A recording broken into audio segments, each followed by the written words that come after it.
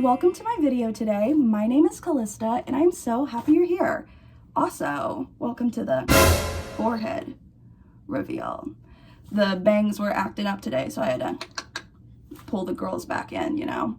But for today's topic, I'm so excited to discuss. It's something, one of my passion projects, you know, a hyperfixation of mine that just eats away at me, even though I'm nowhere from this region, the Appalachian Mountains.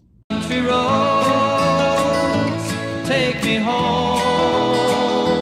Now, okay, listen to me, please. I've been trying to train myself to say Appalachia instead of Appalachian, because that is how, you know, the people in the region pronounce it, and I would like to respect that, but I might mess up in this video, okay? There's a lot of the word Appalachia, okay, in this script, and so I talk fast, I might mess it up, and if I do, I'm so sorry. I'm so sorry. You know, I'm sorry. So yeah. The Appalachian Mountains are often dismissed in favor of the more formidable or stereotypical mountain ranges. You know, you have the Mount Everest or even the Alps in Eastern Europe. But trust me when I say this, that the Appalachian Mountains are one of, if not the coolest mountain range in the world. And I would stake my reputation on that. Big reputation. The geology, interesting history, and rich culture really provides a melting pot of amazing stories and historical documents that we can now look back on today. And for the Appalachian stands out there, I know what you're thinking. What the hell is this Missouri gonna tell me about my beloved Appalachia? And okay, fair.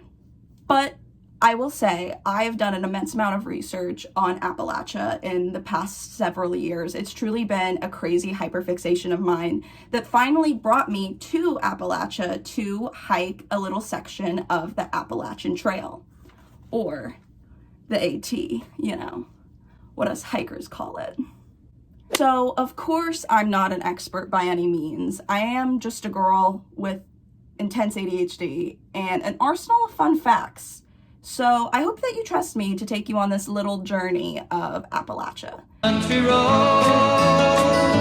I want to provide just some basic beginner information before we really dive into the meat and taters of it all, before I info dump on you. So, of course, the Appalachian Mountains, or the region in general, known as Appalachia, are a mountain range located in the eastern United States, covering a vast 2,000 miles, and covering 15 states in the US and some Canadian territories as well.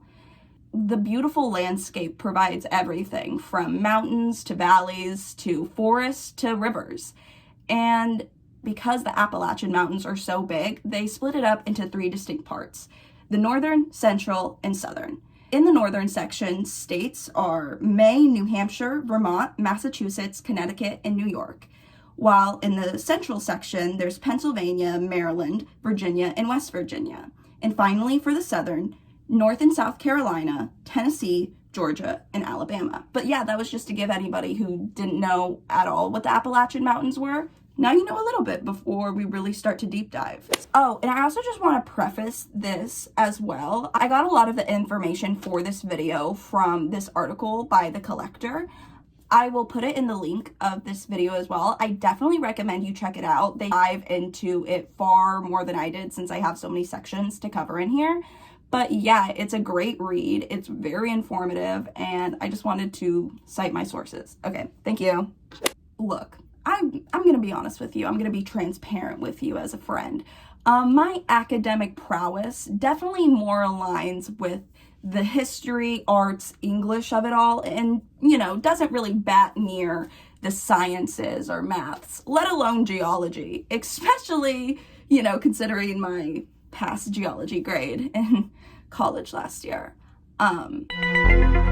But even to me, the geology of the Appalachian Mountains are incredibly important to talk about because of how crazy it really is. It sounds made up. For starters, geologists have traced the origins of the Appalachian Mountains to be created 480 million years ago. 480 million years ago. Oh, and how was this vast historic, most ancient mountain in the world created? The collision of Pangea. Yeah, you know, Miss Pangea. That actually would be a great drag name. Is that a drag name? Yes, when the tectonic plates collided to create the super-sized landmass of Pangea, the Appalachian Mountains sprouted up. That's how long the Appalachian Mountains have been standing. Since the creation of the big-ass landmass, Pangea. That's how fucking long they've been here. That would make the Appalachian Mountains older than not only most living animals, trees. The Appalachian Mountain is older than trees, like fucking trees, like the whole tree family. And finally, it makes it older than Saturn's rings. Yeah, Saturn, the fucking planet Saturn. It didn't have the one thing that it's known for when the Appalachian Mountains were standing at one time. See, like, my little lizard brain can't even wrap my mind around that. Oh my God. Our time here as humans is so minuscule compared to the rest of the universe. Also, it makes the hit John Denver song that goes platinum in my house actually pretty factual. That was not lying when he said, yeah, life is old there. No shit. Scientists have hypothesized that since these mountains are so incredibly ancient and old, that at one point or another in their lifetime, they were probably comparable to, if not taller than, the highest peak on Mount Everest. Now, Mount Everest's highest peak sits 29,032 feet above sea level. Meanwhile, the Appalachian Mountains' tallest peak, Mount Mitchell, sits 6,684 feet above sea level. All of that to say, the Appalachian Mountains have eroded some 23,000 feet in its long history. And this erosion is what causes the mountains to give more of a rolling hill type of effect and not so much a stereotypical mountain. So back to Miss Pangea real quick. This super-sized mountain range spanned across Pangea, and of course, when Pangea split off into the different continents, so did the mountain range.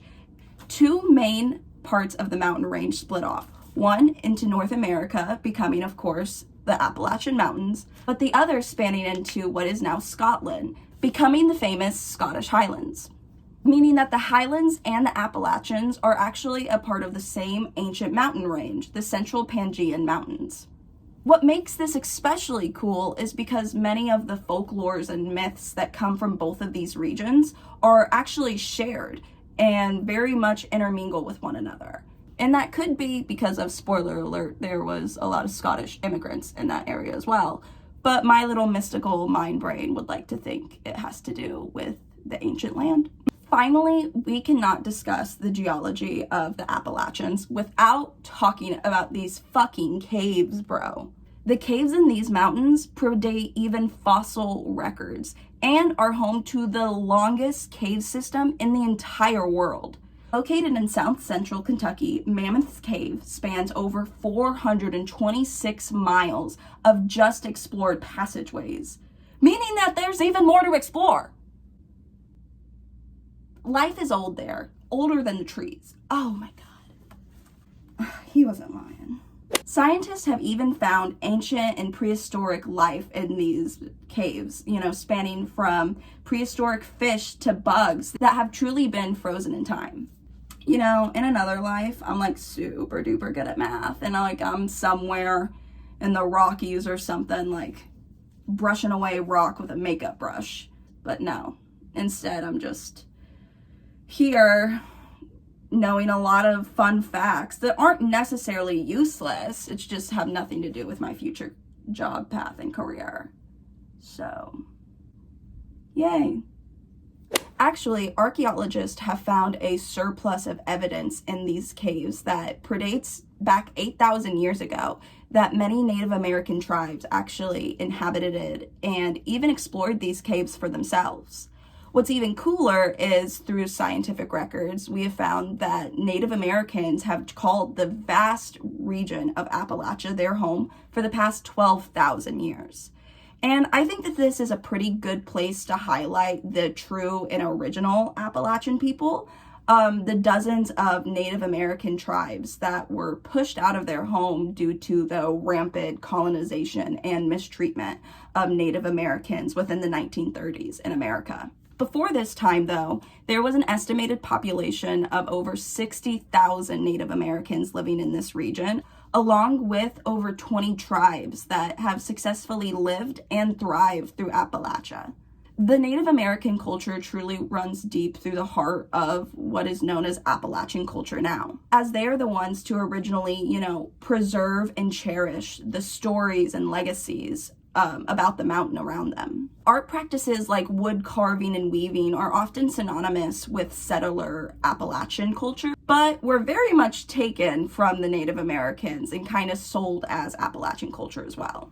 Native American culture runs very deep, and we wouldn't have an Appalachian culture if it weren't for Native Americans. Just a good thing to keep in mind as we continue on with the history of Appalachian and her people as well.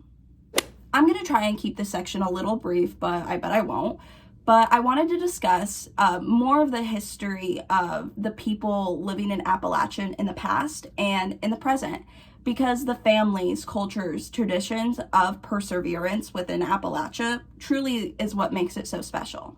So early 1800s, right, less endowed settlers were moving into Appalachia at very high rates. Most of these immigrants came from Scotland, Ireland, Germany, and England.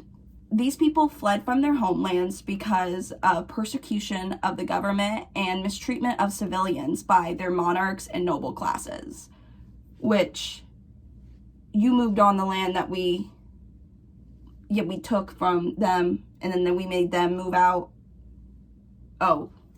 Okay. I get it.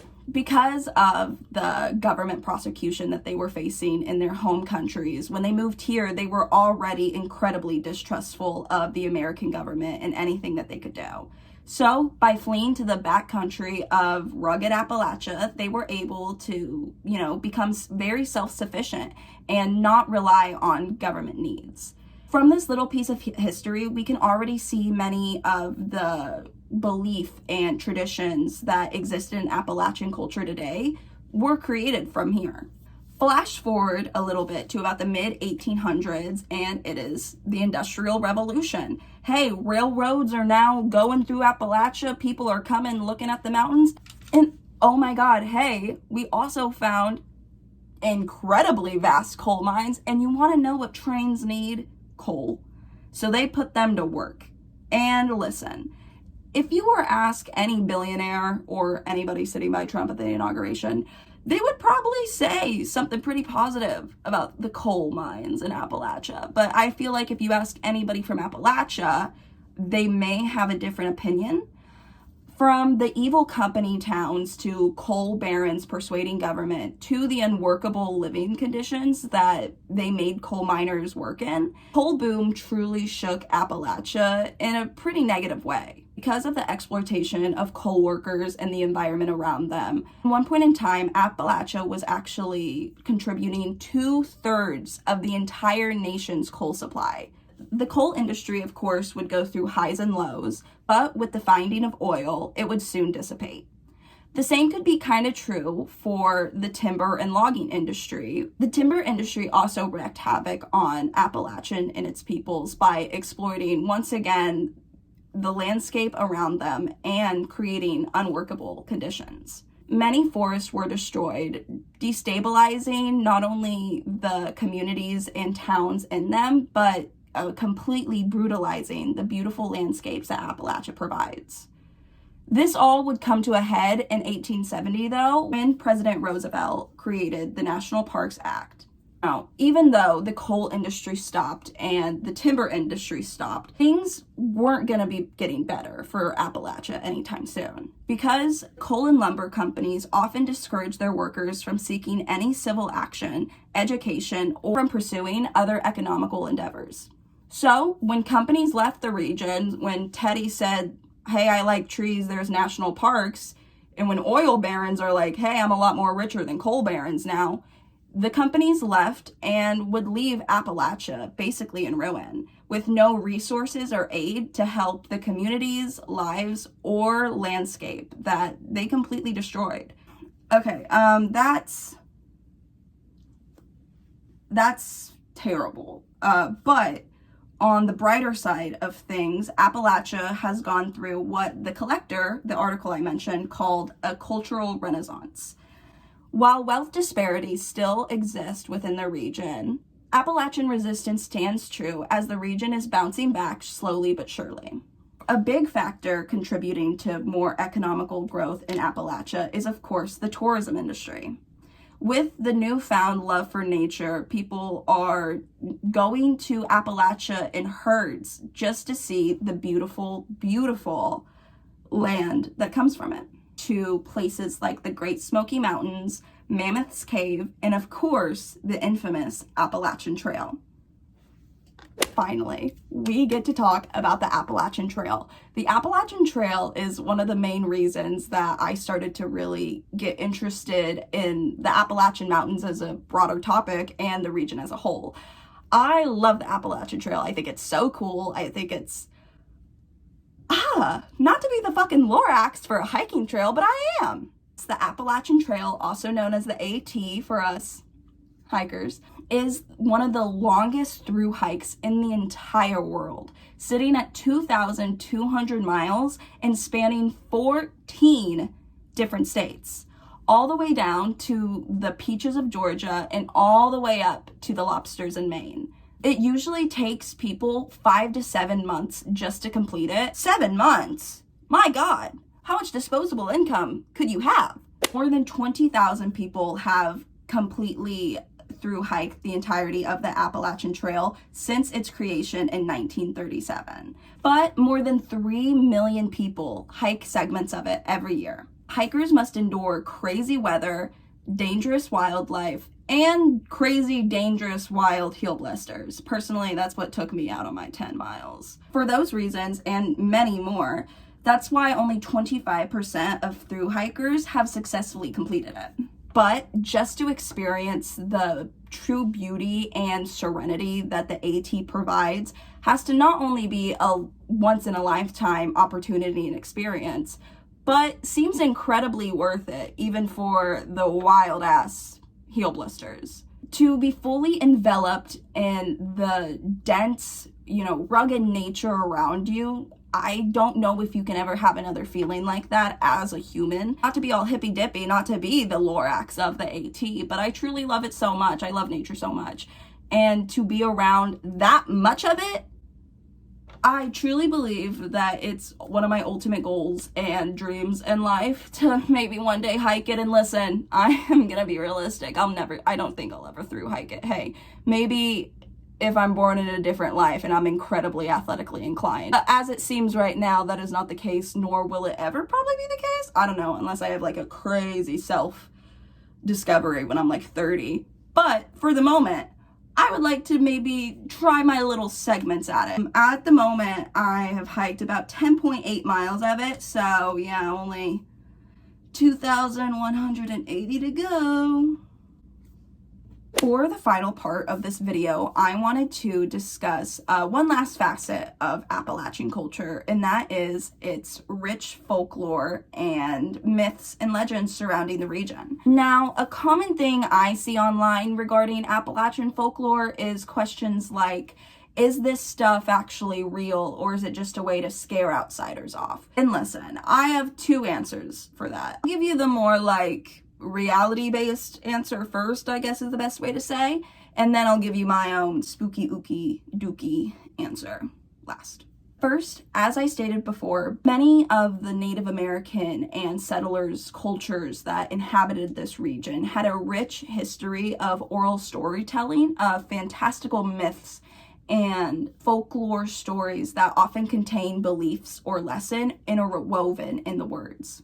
And these stories were often passed down generation to generation to generation. And many of the people that lived in Appalachia, even way back then in the 1900s, have families still living there today. And because Appalachia has such a rich culture of traditions and keeping their own, ancient culture kind of still alive, many of these myths, folklores, legends, what have you, still persist today in modern culture. Next, the cultures, as I just mentioned, along with specifically Irish and Scottish immigrants, these communities have a very rich and interesting history of believing in many superstitions. And then again, these superstitions are now passed down to the current generation living in Appalachia today. But many of these superstitions and sayings have even traveled far beyond Appalachia. For example, have you ever heard it's bad luck if a black cat crosses your path, or don't stand under a ladder? Those originated in Appalachian communities. But many superstitions of Appalachia have many darker tones and themes that even when I was taught, many have to do with death, for example. So for instance, I was taught if you were to leave a cowboy hat or even a hat on the bed, that's bad luck. Girl, if you leave a hat on a bed in Appalachia, you're gonna die. You're gonna straight up die. See, many of these cultures that originated these superstitions were often incredibly emotionally and spiritually tied to the earth in some way. And with no knowledge or, internet to explain the strange happenings that are taking place around them in these mountains, they, guarded themselves with these superstitions to make them feel better and to feel more spiritually protected in these vast, scary woods. And, especially with feeling more protected against the evils of death and things like that, I assume Appalachia, back in the 1800s, probably wasn't the nicest place to be, probably wasn't Palm Springs on a fucking July afternoon. So I would probably expect that from a very spiritual community trying to arm themselves against the evil dangers that they seek are present. Finally, so much of Appalachia is so extremely vast, but also covered in dense forest, making communities very isolated. So within these isolated communities, it created a sense of bonding and sharing and a resilience on these shared narratives throughout the culture. So, all in all, mix cultures of extremely vivid oral storytelling, cultures that have very rich histories of superstitions about death, and finally, add being isolated in scary-ass, big-ass mountains, and you're bound to come up with some pretty scary, but wildly entertaining stories. Okay, so here's my fun answer now. As stated numerous times throughout this video, this land is ancient. This land is old. To quote John Denver, Life is older than the trees. And I think that in some place that has been here millions and millions and millions of years before humans, and probably will be standing long after we're gone, it creates a sense of eternal mystery and, a mystical feeling in those mountains that can't be explained, and especially not by humans. And especially in a 2,000 mile, million-year-old mountain range. Oh my God, especially at dark. Like, for the first time, we don't feel like we're the top of the food chain in that environment. And I think that puts a real sense of fear and danger. We are animal-brained, we are mammals. And feeling that sense of immediate danger, I think, heightens a lot of people's psyche. I think it heightens a lot of people's imagination. And I think that these stories are born from that. However, on top of that, I still believe that the mountains hold a very ancient energy that, once again, just can't be explained. And if I were ever in those mountains alone, at dark, alone, I would do a lot worse than thinking somebody was calling out my name in the forest. I would jump off a tree and die. Quite honestly, I don't know what I would do in that situation. Okay, guys. I hope you enjoyed this long-ass info dump I just vomited on you. I hope you enjoyed it. I hope you learned something about Appalachia. I hope maybe if you know, you're not from there and this is your first time kind of experiencing it, I hope you have a newfound love for it, or maybe you're just now terrified of it. I don't know. I hope you feel something. Subscribe if you want to, like if you want to. I'm gonna go, but I hope you all have a great day and a great afternoon and a great night and a great morning. Okay, see ya. I love you.